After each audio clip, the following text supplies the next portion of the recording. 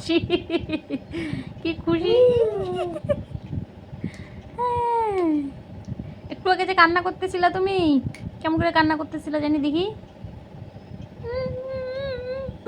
বাবা আমাকে আইসক্রিম দিল না আজকে, বাবা আমাকে আইসক্রিম দিল না আজকে।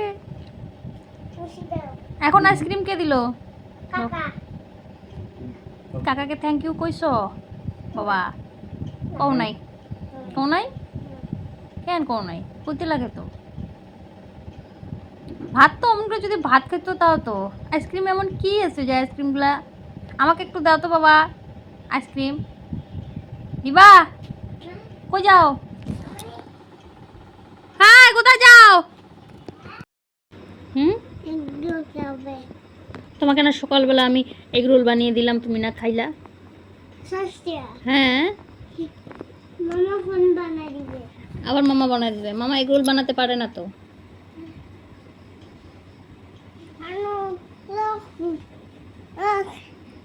কি গো ভালো? হ্যাঁ বানাতে লাগে। কি করে, কি বানাতে লাগে?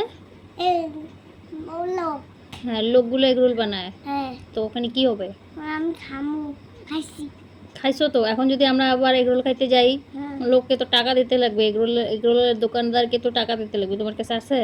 না।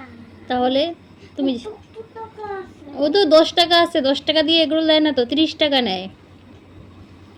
এগ রোল খুবই ভালো পায়, মানে এগুলো ঝাল নাই তো, আর সসে ভরপুর। সস তো খুবই এক পছন্দের একটা জিনিস।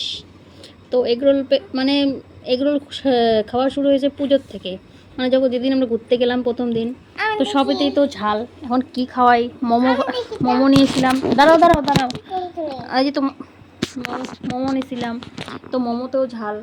তো পরে ওকে এগরোল কিনে দিছি। ওই দিন থেকে ওর এগরোল একদম ফেভারিট। এখন বাড়িতেও মাঝে মাঝে ওকে এগরোল বানিয়ে দিতে লাগে।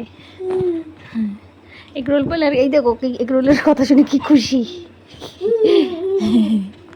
তো সকালে আজকে জিদ ধরছিল, বায়না ধরছিল এগরোল বানিয়ে দিতে লাগে। পুরো ডিম ছিল, একটু সস দিয়ে। আবার এগরোলের যেটা মানে ভেজিস দেয় আর কি, সবজিগুলো আবার খাবে না, শুধু একটু সস দিয়েই খাবে। এভাবেই আর কি দিন চলছে, চলুক।